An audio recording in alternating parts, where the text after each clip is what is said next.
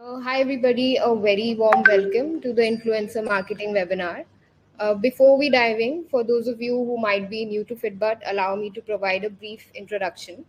Fitbud is a platform empowering fitness professionals to create their own branded website and apps. We're here to help you build your fitness business from the ground up. So, if you want more details, you can check out the link we've shared in the chat. And moving on, today we are honored to have the brilliant Sarah Safari as our host. She's a fitness entrepreneur, business coach, and visionary with a proven track record of helping thousands achieve optimal health and business success. Sarah's expertise is both remarkable and inspiring. And now, without further delay, I'm thrilled to hand the virtual stage over to Sarah.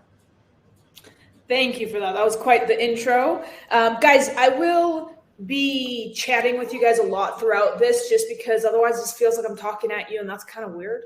So we're just going to chat throughout. I see everyone introducing themselves. That's awesome. I'm going to ask you guys a few questions just to find out where you're at in your business so that typically I'll make a webinar and then just cater it to whoever is live and make sure that I'm servicing you guys the best. We'll do some Q&A at the end and then go from there. So I'm going to go ahead and share screen to get started with you guys. Don't mind my super messy screen while I bring up our presentation. All right, so let's come out to the beginning. Okay, I will stop screen share every so often just because I can't see comments right now and I want to make sure that I can. So if you are currently on and you are only in-person training, I want you to just give me an in-person in the chat.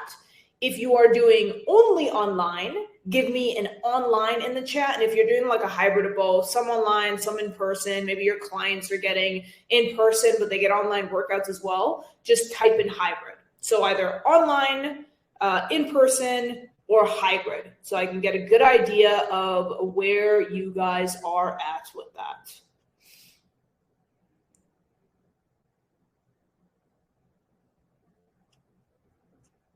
We got some online, in-person, hybrid, hybrids. Okay, we got a lot of hybrids here. Okay, that's good to know. Okay, next question before we get started. For those of you who are hybrid, who wants to go from hybrid to 80% or more up to 100% online? So just give me a online if you want to be 80% or more online now or eventually. And that's the goal. Transition to online, just beginning online, Gina says. Me, I assume that's going online. Okay, I'm getting a good idea. A lot of you guys want to go online. Okay, that's good. So I'll make sure to cater it to that because I'll give you guys a really quick story about my background and we'll dive into this. We have very limited time on here, so I want to make sure I service you guys the best I can. So let's dive into this real quick. Biggest thing is the way that you do online personal training is going to be literally completely different than how you do in person. And I know that because I owned a gym for about a year. And before that, I worked for corporate gyms for like anywhere from 5 to 7 years. I can't remember exactly.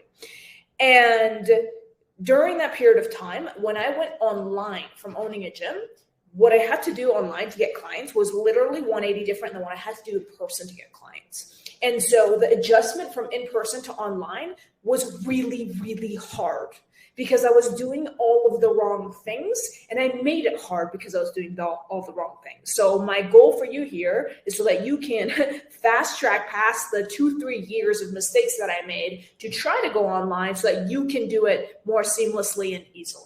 Okay, so super quick, I'll dive in a background and then we'll dive right in. So I used to own a gym. I'm originally from Vancouver, Canada. I've been living remote for 4 years. I live in Mexico City right now.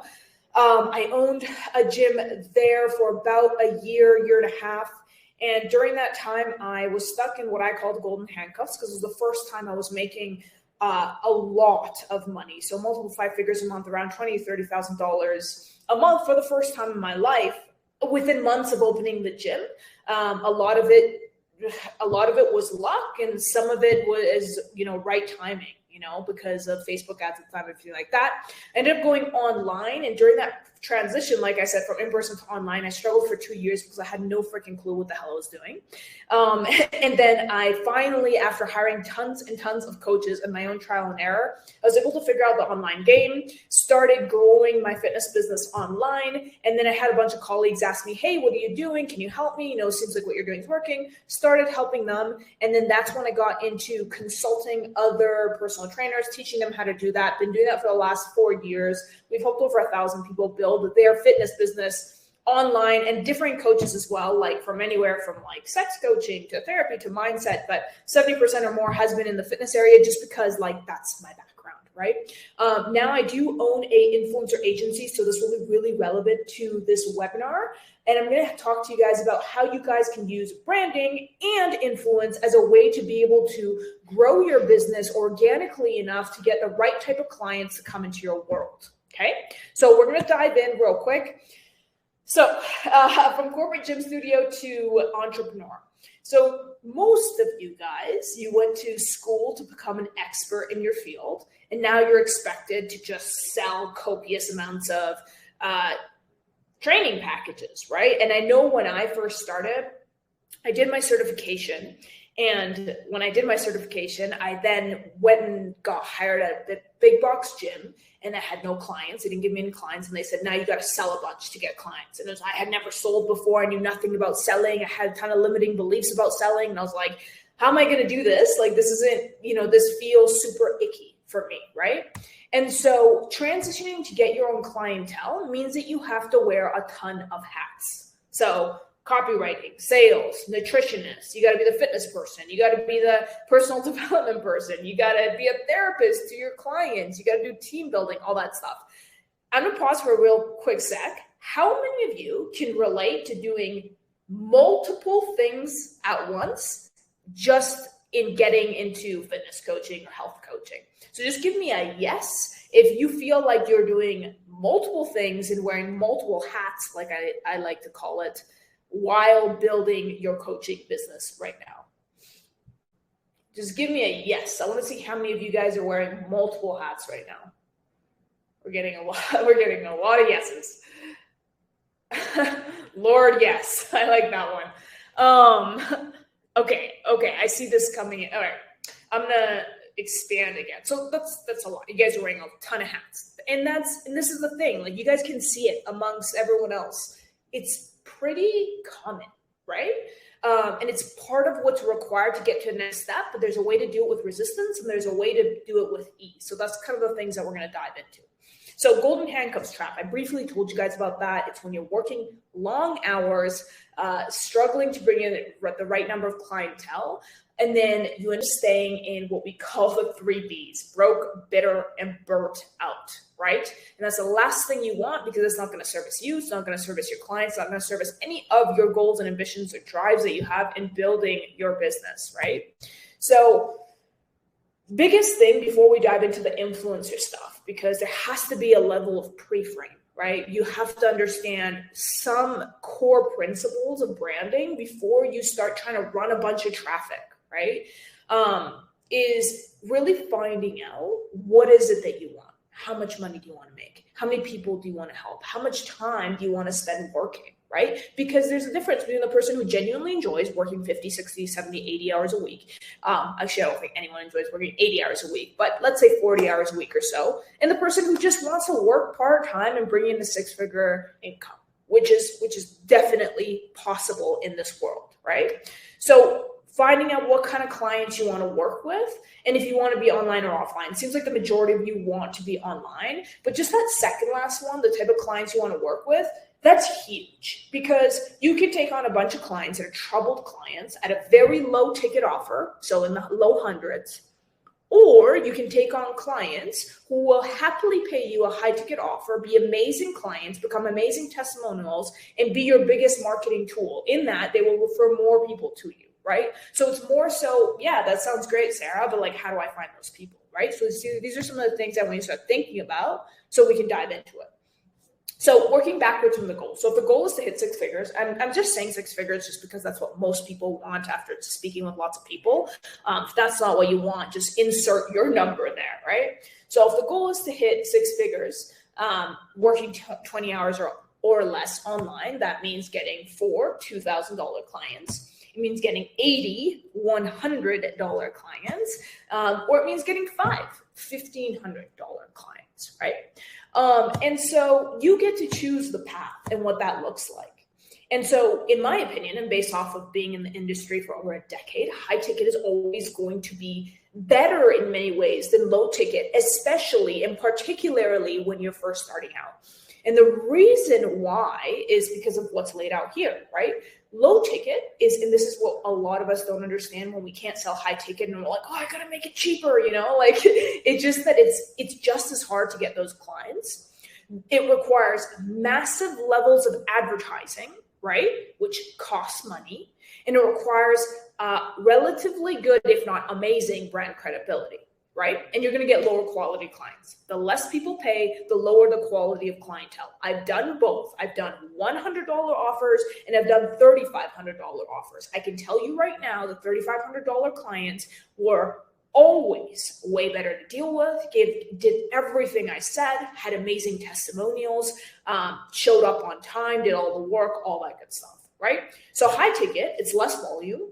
You get higher quality clients. You have the ability to provide higher service because there's more capital, AKA you have more money to be able to reinvest into the business. It's quicker in terms of scaling. Most of us want quick results. That's a discussion for another time, but most of us want that. And it is quicker for scaling. And you're able to get more client results because you have more of those resources. Guys, if that's making sense, I'm going to pause for a real quick sec. Just give me a makes sense or helpful if this is making sense. Give me a makes sense or helpful in the chat box if this is making sense for you guys.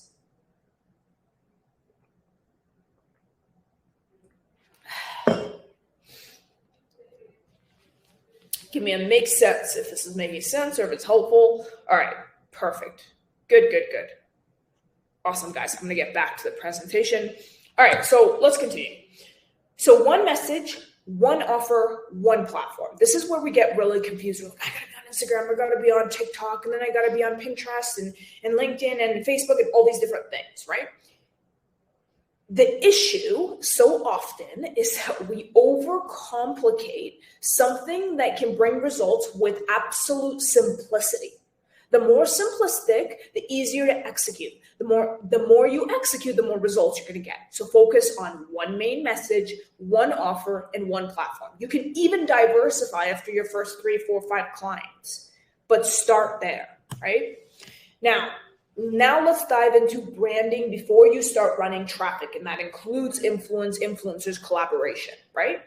How many of you have I'm actually very curious about this, of you have had either a coach or someone in your network tell you to send heaps, tons, thousands of messages, or a ton of content if you want to get clients. Just give me a been there in the chat if you've been advised to post tons and tons of content or slide into people's DMs all the time to get clients. Just give me a been there or a yes if that's easier to type. And it costs a lot for them to tell me that. Yeah, Chris, I've heard that. I get it. Been there. Yeah, we're getting caps here. Okay, yeah. So I'm assuming some of you guys have experience with coaches. And here's the thing. There's selling to events when they engage on posts. Sure. Okay. So I'm assuming so many of you have either had mentors or have had experience with someone telling you that. And I actually just made a post on Instagram and Facebook the other day about this, about the number of coaches that are out there all just copying each other's advice and telling you to do the same thing that doesn't necessarily work and then charging you an amount to remortgage your house. So here's the issue. And this might be something you guys don't want to hear. And the reason many of us end up hiring these coaches is because they typically sell immediate results. And the immediate result is, I'm going to get you to 100K in 10 days before the age of 23. Like it's always insert age, insert amount, insert very short period of time. It's a formula, right? And so if you guys see that, you'll notice that many of the coaches, unfortunately my industry, will say that type of thing. And so it's your job now to be able to find a vetting process for what is real strategic marketing and can I succeed without going for like the 10-day route. Because if you can be, and this is just kind of a side note, if you can be as successful for sure within 3, 6, 9, 12 months, instead of 10 days, 20 days, 30 days, 90 days, whatever they say, is your period of time to be successful, then would you still do it, right? If you're committed enough to the business and you can have 6 figures or more, I know someone said 30K months, right? 30, 40, 50K, that's all possible in this industry. And you can do that over a longer time horizon for sure. Is the answer yes, I'll still do it? Because if the answer is no, then you probably shouldn't be in the industry. But if the answer is yes, then why always try to find the super quickest route to the solution when you have to learn the hard way that doesn't work, right? It's not the sexy answer, but it's a real answer. And that's the only way that I can teach this, right? So imagine hiring someone with zero credibility. So I'm going back to branding here, right? The reason why many coaches say, here, send lots of messages and post tons of content doesn't necessarily mean that it's wrong. It just might be the wrong time in the wrong way to the wrong people, right? There's a lot of context behind what you do. So if you're hiring someone with zero credibility, imagine, let's pretend one of you in here likes me, or some of you doesn't. Oh, I want to hire Sarah. And you look me up and you see literally nothing. I have nothing on social media. I have nothing on Google. I have never written an article. I've never had a video. There's nothing that shows a level of credibility. Would you be like, yeah, I want to hire this person right away? Like the answer is hell no, right? Because that's sketchy. That's weird, right? And so why do we think that someone will do that to us if we don't have that level of credibility, right? So we got to build that same level of credibility, enough so it doesn't need to be a massive amount, but enough so that when a prospect, a potential client reaches out to you or wants to work with you, or you do an outbound, that they like what they see enough to want to learn more. And that's what we need to learn to do, okay? So it doesn't work. So before running influencers to your channel, which is the subject of today, right, you want to do a few things. The first one is choose and prepare your social media. So just so I can get an idea of where you guys are at again, and just be honest, right? Like, give me a yes if you feel like your social media right now is a 10 out of 10. And then just give me a no if you feel like it can be improved. Just give me a yes if you think that it's a 10 out of 10 and a no if you think that it can be improved.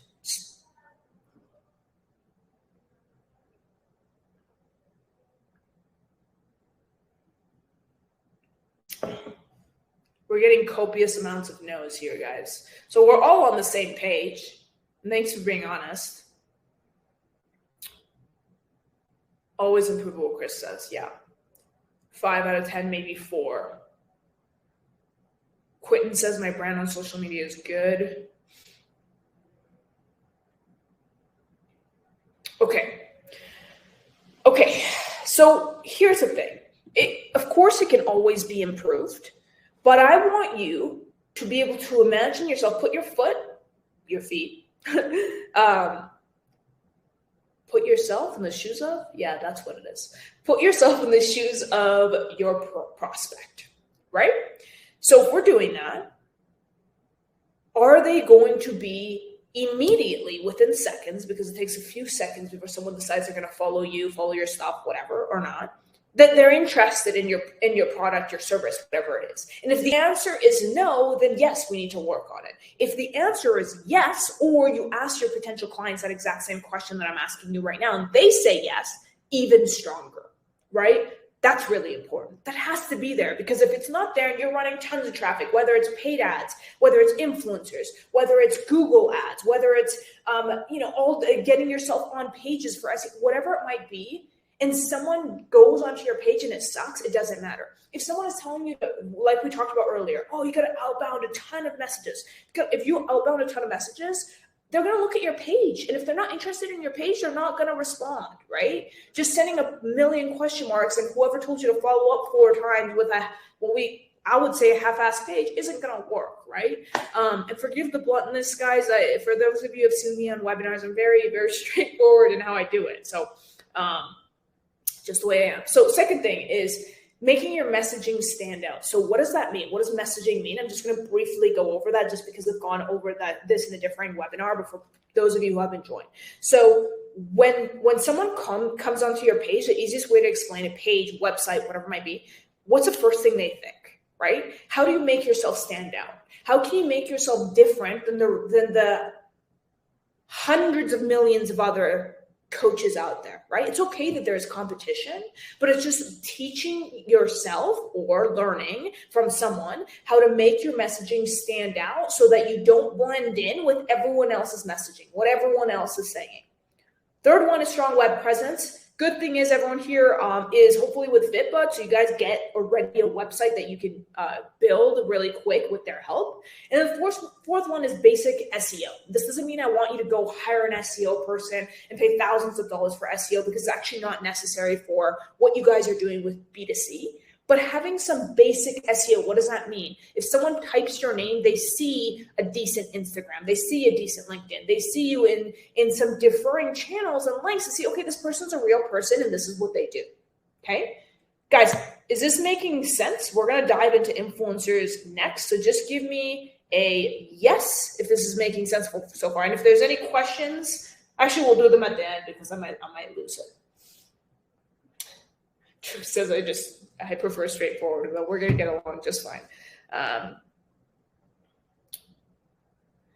Yes, Julie, a recording will be available after Fitbud. We'll send it out, and I believe they're going to post it on their platform. All right, awesome. All right, guys, let's keep going. Okay, so now after you've done all of this, right, you've done all of these things, now you can start using influence, okay? So I'm going to go over step by step of how to do that. And there's 2 different ways. We're going to talk about collaboration. We're going to talk about paid. If you're not ready to do paid right now, which I think most of you aren't, just from having some one-on-one conversations with you guys, then you can use collaborations, which will be the next topic, until you get to a position where you can reinvest into paid.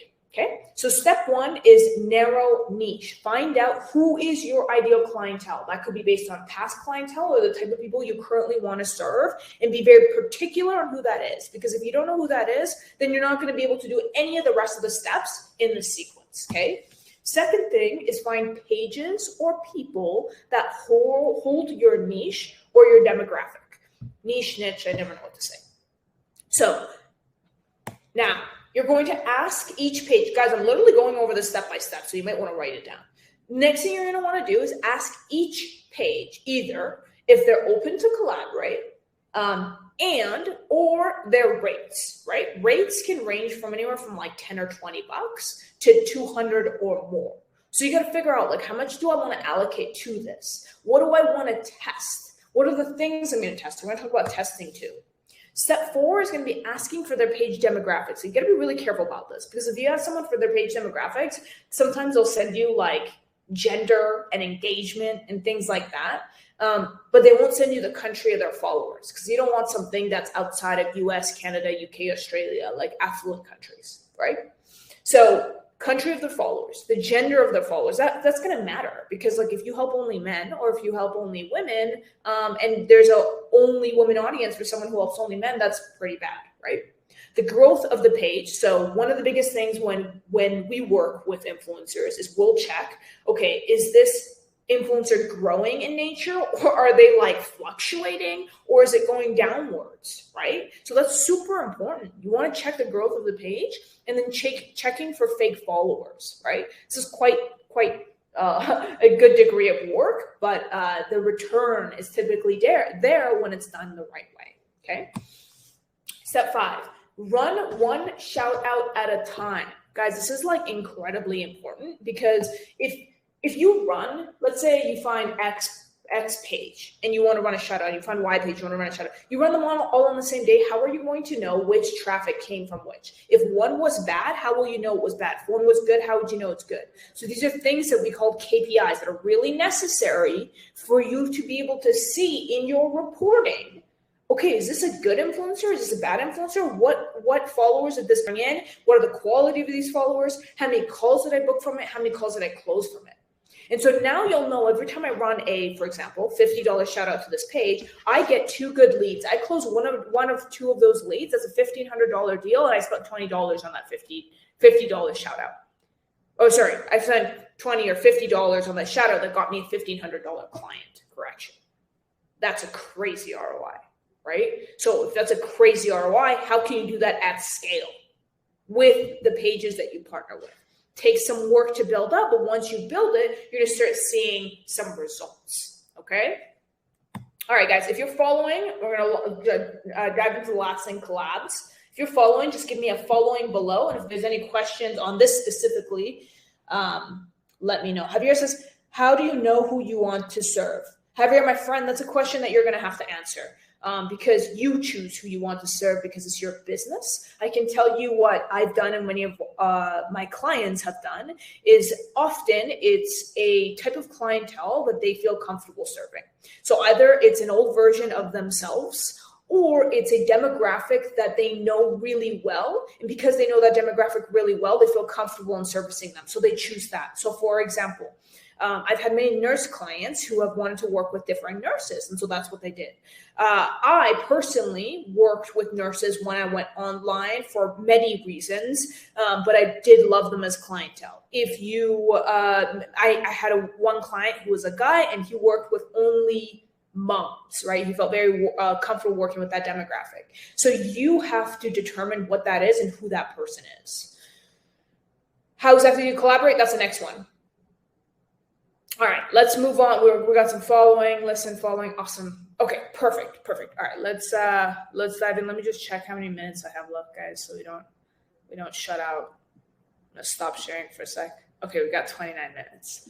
All right, here we go. Let's go back.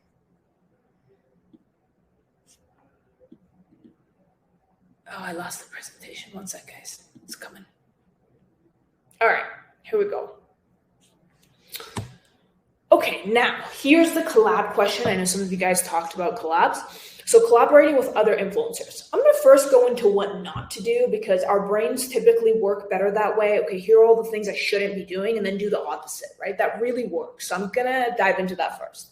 So first thing you don't want to do is find influencers that have 10 times or more following than you and ask them to collaborate, even 5 times more, right? I was being exaggerative there, but being reasonable about the type of people that you ask to collaborate with. If your page has 2,000 followers, it's probably not a good idea to find someone with 100,000 followers, right? But if your page has 2,000 followers, it's probably a good idea to find someone with 3, 4, 5, 6,000 followers who maybe is comparable to you, around the same arena as you, and you guys can service and help each other. Remember, it's always like, how can I help this person and have an equal exchange between the two parties? That's really, really important. If we're just thinking about ourselves, you're never going to get collabs, right? Second thing is having no idea what your collaboration proposition is when you're reaching out. So what does that even mean? That means, hey, do you want to collab? And they're like, sure. And then you're not leading how you want to collab, what topics you want to talk about, and what format you want to talk about, right? Since you're the person that's reaching out to build a collaboration, you should also be the person who reaches out in terms of the channel, the format. Is it video? Is it a slide deck? Is it a webinar? Whatever it might be. And what is the topic? And giving them some options based on their channel, based on their page. Guys, I just use page and channel interchangeably because all of us are on different social media channels. And then discussing from there what that would look like and setting up a call, right? And this is the funny thing is, I mean, it's not funny, but the amount of times that I speak to a lot of you guys in the DMs, and many of you guys have worked with coaches that, have said you guys send a bunch of messages and do content and this stuff. This is just basic marketing. These are like basic things that you need to do to build a level of credibility enough to bring some level of ease in your lead generation. And if you're not doing these things and just DMing a bunch of people or posting a bunch of content that might be or might not be the greatest because you probably never did branding because your last coach never taught you, you're going to struggle. So we need to start doing more than one thing, which is outbound or heaps of content, whatever it might be, to build our business, because that's how businesses are built. Okay. All right. I'm going to pause real quick here and see what are some things that you would do if you wanted to collaborate with an influencer. I say take off yourself off mute or put in the chat box, but maybe it's a bit easier if we just put it in the chat box. We'll see what we get here. But what is one thing that you would do if you wanted to reach out to an influencer? And by the way, I mean like micro, nano, any 1, 3, 4, 5, 10,000 followers or less. How would you reach out to one? If you haven't yet, that's okay. I'm just curious on how you would reach out to an influencer if you were to take this approach. Let me bring the screen back up.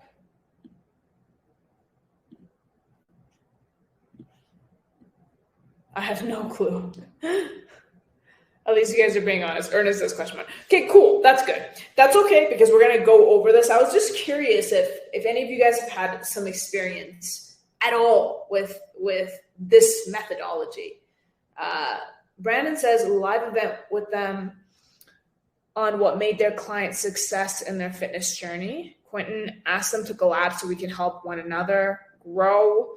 Quentin, yes. Just with that one, be very particular about how you're going to collab, because since you're the one who's reaching out, make sure you're very particular on the collab methodology so that they don't have to use their brain to think about it. Similar interests, maybe just be a little bit more precise. Guys, very precise. And first I would ask about them to get to know them and ask if they would be interested in doing a fitness challenge together. Okay. Tag them in IG reel through DM. Content you post. I have a workout routine idea that I would like you to be a part of. Hey, sorry if I'm pronouncing your name wrong, but Sedco, I like the way that you position some level of similarity with that person. That's a good thing, right? It's human to human interaction. Like, imagine if I came here and I was just super weird and like spoke like a weird AI computer. Like, that's weird, right? So like finding out similarities commonplace among that person and like first getting to know each other and then making a very, very specific call to action as to how you guys can collaborate with each other. These are some good brainstorm ideas, guys. All right, so I'm going to go back into share so that we don't run out of time. All right, here we go. Okay, so let's go on to the next one. Almost always, other influencers are open to collab. But you can't go sliding their DMs like a creepy rando who met you at the bar one time, right? So you want to be strategic, and here's how. Number one, find a list of topics to suggest to that person. What are the specific things that you can talk about that your audience will be interested in and their audience will be interested in, and you guys can collaborate so that you guys both get a massive boost in reach. That's the goal here. Second thing is decide the format of the content. Is it going to be a live? Is it going to be a slide deck? Is it going to be a reel? Is it going to be a web? Whatever you guys want it to be. What are you comfortable with? What are they comfortable with? And what can you propose based on what you've researched about them? Take a look at their stuff before you slide in the DM. So often we don't even take 5 minutes to send them a personalized message. It makes a difference. Okay. Decide the range of influencers you should be collaborating with. So what I already mentioned, if you have 1,000 followers, please don't reach out to someone with 50,000. If you have 1,000 followers, please don't reach out to someone with 30,000, right? Find someone around your rate of engagement and following. It could be a little bit more or a little bit less, but don't find these heaps of differences because your chance of finding someone substantially is going to decrease, okay? And then set up yourself for a minimum of 1 collaboration a week. It's work, because that's what business is. But once you do that, you're going to start seeing results across the board because your expansion and reach it's going to get way, way bigger. Okay. All right. We're getting kind of near the end of this, and I'm going to do some Q&A as well. But biggest thing is on the mindset side of things is raising your standards, right? So the difference in outcome is dependent on our ability to maximize. And knowing if you're in business, you have chosen to be a leader, okay? And leaders are what transform organizations. And a leader is someone that has higher standards of themselves, right? And if you are comparing yourself to anybody else, the only reason they have, maybe it's more money, maybe it's more fame, maybe it's more success, more successful relationships, whatever it is that you're comparing to, because we have all done it, it's because they've turned their shoulds into musts. It's not a option. It's something they need to do. And if something is a must, you will get it done. And I can tell you in my own darkest times, whenever I wanted to quit, because there's been tons and tons of times that I've wanted to quit, the reason I didn't quit was because there was a must. There was no alternative option in my own head. And that's why I think even where I am today is why I am where I am, because you're going to have really hard times as a person in business. That's normal. It's highly worth it, in my opinion, but you need to be able to make that mindset switch, okay? Your must will show up in your daily rituals and everything you do. More often than not, you set the standard low a long time ago, or many of us have, or we lost our standards completely, okay? I used to have this quote in my room, like literally as a kid, and in my teens. And it was, set your standards so high that you can't achieve it until you turn into the person who can. And I've never been able to forget that, because it's so incredibly true. Because we want all these things that feel so separate from us, that feel so far from who you are, but we're not doing the things to turn into the person who can achieve and receive those things. So if you want 30K a month, I'm just saying that because someone said that, or if you want a 6-figure business, or if you want to be fully online, who do you need to become to be the person who can be 100% online, making 6 figures or more? Who does that person need to be? What are their daily habits? What do they look like? What do they act like? How do they treat other people? How do they treat themselves, right? And I used to think this was all raw BS, and I would skip it until I couldn't progress.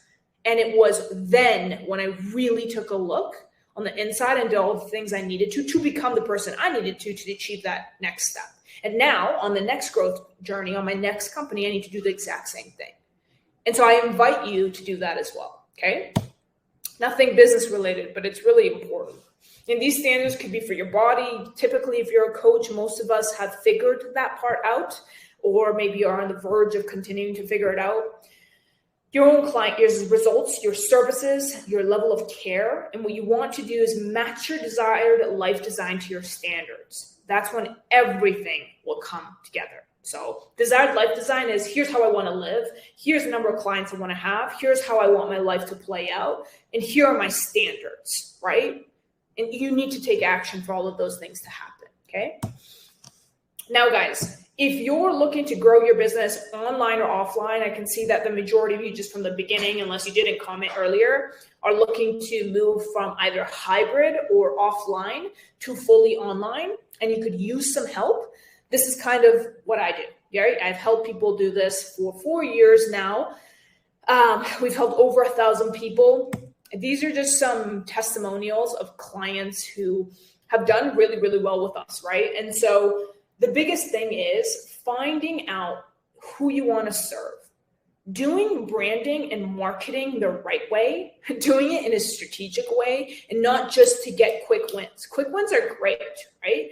But you need to do the long-term stuff. And I'm going to give you guys a really quick analogy. So if you get a fitness client, and let's say that fitness client is overweight, it is statistically shown that when that client comes in, and if you're able to get them a quick win, they will feel more motivated and they will still want to keep staying with you and do the work. So what you need to do as a fitness coach is get them quick wins while at the same time building their long-term strategy. And so it's the same thing with business, and it's the same thing that I help people do with business. We get really quick wins, but we also work on the long-term strategy so that a year from now, you're growing even bigger than you are now. And those are the things that are necessary to be able to continue to build your business. So I think we have it highlighted. These are some just other client testimonials. You guys can see those in the booking link. If you are right now looking to grow your business, we have a one-on-one 90-day program for health wellness coaches. You can just go on influencernexus.com/fitbud. I think it was highlighted, but I'm going to stop sharing real quick. I'll try to put it inside the webinar as well for you guys. But I think it's at the very top, and you guys can just book a link. Book a call. It will be with myself, and we dive into where you are now in your business, exact strategy as to where you're looking to go, and if it's a potential fit to work together. If not, then I'll just direct you to some resources and where to go and like just initial steps that you should be taking. I am going to put the link in here to everybody, throw that in there. And then if you want to just chat before you book a call or something like that, you can just send me a direct message on, that's just my Instagram. Safari Sarah, like you're going on a safari, but with 2 F's and then Sarah with an H. So guys, I'm going to pause real quick. You guys have the booking link to book a call. You have IG. And we're going to pause and I'm going to see if there's any questions on anything that I went over that maybe you're unclear on, you need support on, or anything like that. And I'll dive into it with you. All right. Reaching out, but I got to put this on mute for now up here. That's cool. Types of clients and have many. Any questions, guys, particular to this webinar, things that I can support you guys with, or to the program itself, working together one-on-one for 90 days to build your business? Either of those, I'm around for a few more minutes. We have 15 minutes on the clock here. If there's any questions regarding either, I'm happy to dive into those. We'll wait a couple minutes for that. If not, then we'll just call it a day and end it. Ernest says, no good info. I'm glad, my friend, but I hope you execute those things right away. You got to execute. Of course, no worries. Awesome. Yes, Ray, there will be a recording of this. We're going to send it to your email as well. Recap the list to go through finding your niche. Please link a link for your 90-day program. Nerida? I'm not sure. I probably butchered your name. Sorry about that. The link to the 90-day program was at the top. I will put it into the comments again if you missed it. Here, I'm just going to put it in right now. It's just influencernexus.com, the word influencer, the word nexus, NEXUS/fitbud. And you'll find it there. I just put it in, I think, again for everybody, but it'll get hidden by the comments. So it's just influencernexus.com/fitbud. You're welcome. You're welcome, Andrew. I think there was one question about the niche. I want to make sure I answered. Jared, recap the list to go through finding your niche. I'm not sure what you're referring to. Are you referring to like what you need to do to find what your niche is? We didn't specifically talk about that, if that's what the question is. If not, then clarify for me, but I'm going to answer based on assuming that's the question. But most of our clients who find their niche do it through 2 methodologies. Number 1 is typically a past version of themselves. I'll give you an example. For a while, I had a niche, and that was people, typically women, who struggled with binge restrict eating, which is where they would like binge copious amounts of food. They would feel extreme amounts of shame. And then they would go back to over-exercising and overeating, and it was a cycle that they lived. The reason I worked with those people was because it was something that I had discovered that I was struggling with during the time that I was like a huge fitness freak, okay? And I knew the pain, and I knew the struggle, and I knew how to write about it, and I knew the mind of that person. So everything I wrote, all the content I made, everything I created was around those struggles and pains because I knew it, because it was a past version of me. So taking that back to you, the best way to do that is to find, number one, this is the first way, a past version of yourself that struggled, that you know inside and out, that you can help and create really amazing, strong content around. Second way is just a category that you know really well, right? So maybe your mom was a doctor or a nurse and you grew up, learning all these different things. That's one thing. Maybe you worked very closely before or had someone have some experience with first responders. That's another thing. Maybe you are a mom yourself and you can help other moms because you know what it's like to be running around with tons of kids and working at the same time and trying to get everything done and be the best mom possible and get really fit, all these things.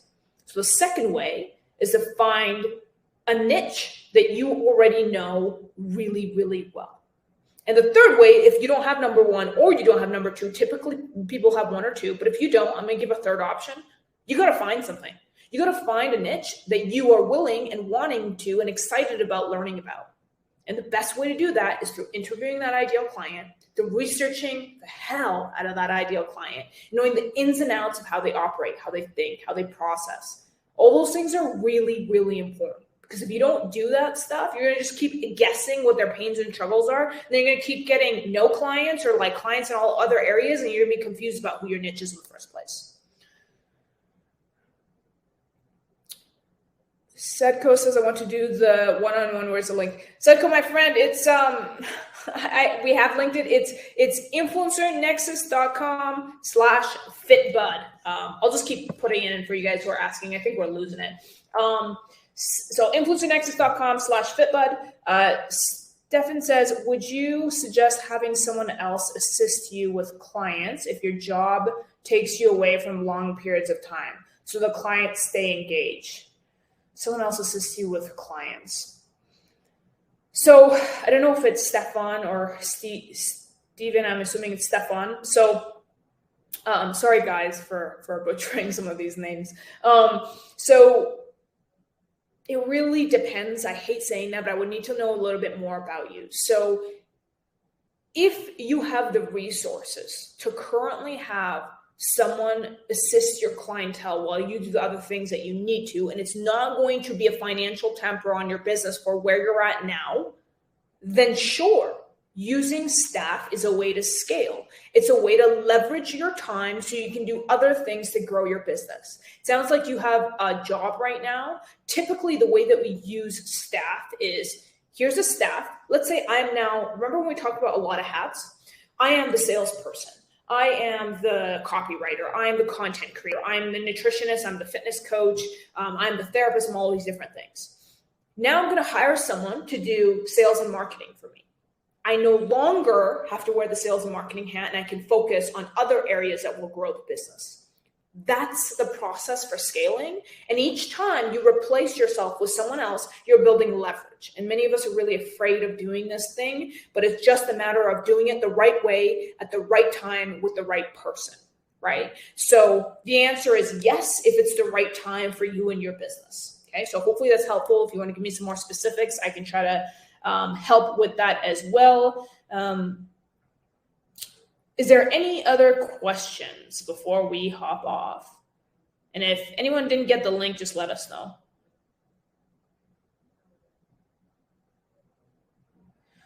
Okay, Chris says, I'm going to do the one-on-one, but any suggestions or comments about doing a live chat channel like Twitch? Do you think that's a waste? I've never done Twitch, so I'm not going to give you feedback specifically on Twitch, but I can give you a feedback on live chat channel. So first off, if you're going to use Twitch, are your clients on Twitch, right? Are they going to be able to find you on Twitch? I think live chat channels or live video channels are good. It's a good thing. Look at me right now. I'm interacting with you guys through chat. We're having conversations in a group dynamic. I'm sure some of the questions, some of us are too afraid to ask. Many are getting answered through those questions. So that's a good thing, right? So it's good to do those. Phenomenal to do those. People get to know about you, your branding, your personality, these things. That's great. However, okay, if you want to do that, make sure you're doing it on a channel that you know your ideal clients exist on. So if they exist on Twitch, do it there. If not, do it on Instagram. If not, do it on Facebook. Whatever channel you choose. But remember what I said? I said one channel, one message, one offer. When we try to overcomplicate it, we start getting stuck in analysis paralysis and not doing half of the things or more that we say we're going to do. So getting very particular about the channel you want to be on, and then maximizing your reach on there by doing the right things that work for that channel. And also that you like it. Because like, dude, if you don't like it, why would you do it? You know what I mean? It's like, it's the same thing. You tell your client you got to eat broccoli and fish all day and they'll get results. But as soon as they're off the program, they're going to gain all the weight back because who wants to eat broccoli and fish all day? You know what I mean? Got to get some ice cream in there. So all that to say, like just finding something where the client can get, the support that they need, but at the same time, you're maximizing the channel that you want. So hopefully that helped. Nice one, like we'll channel at a time. Yes, Lorenzo, there will be a replay. Fitbud's gonna send out an email, and I think we're posting the webinars starting from last month onto the Fitbud platform so that you guys have access for it. How about QP? What do you mean QP? Great point. Perfect. Awesome. You're welcome, guys. Anything else before we hop off? We're going to give it one more minute.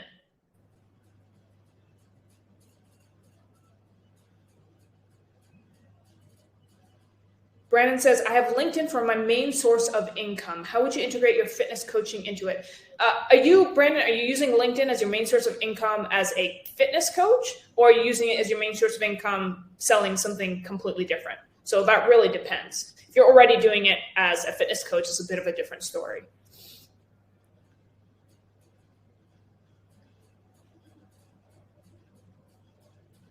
We made it on time, Aishwarya. We did.